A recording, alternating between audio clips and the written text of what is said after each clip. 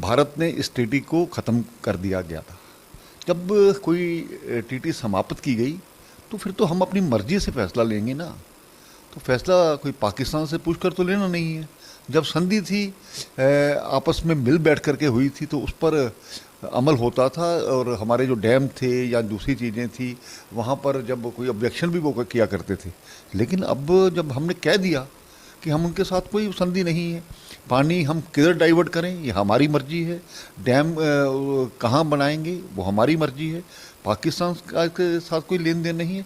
और मुझे लगता है कि इसके जो नतीजे हैं जल्द ही पाकिस्तान को नज़र आएंगे और पाकिस्तान भूखा मरेगा और भूख के कगार पर पहुंचेगा। कि आप नित्य प्रति सुनते हैं वहाँ पर बिजली, पानी, आटा और सभी चीज़ों के लिए पाकिस्तान से हमेशा आप उनका मीडिया देखें तो वही हाईलाइट करते हैं।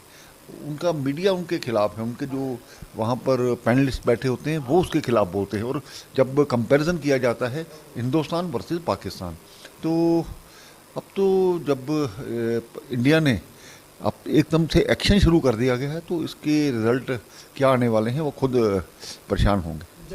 देखिए ठीक है, भारत अपनी तरक्की का सोचेगा जब अब हमारा घर सब कुछ होगा। हमने इसीलिए रुके थे कि हम उसकी करते थे। लेकिन ये जो उस टाइम की गलत संधियां हुई हैं वो लोग जिम्मेवार हैं जिन्होंने 65 साल भारत के लोगों को इस चीज़ से वंचित रखा है। बिल्कुल। उसके अलावा जब देखिए पानी का ऐसा रहता है कि एक डैम बनने के बाद पानी दोबारा नीचे आता है, तो स्वाभाविक बात है कि नए डैमों का भी वो बनाए जाएंगे, और इनका भी जो कैपेसिटी है किस प्रकार से बढ़ाई जाए वो भारत अब सोचेगा। देखिए हमारे जो भारतीय जनता पार्टी की सरकार पिछले 11 सालों से जो कहती है एक्शन करती है और वो एक्शन के रिजल्ट नज़र आते हैं। मुझे लगता है कि जल्द जो मीटिंग के बाद रिजल्ट अच्छे नतीजे निकलेंगे। धन्यवाद।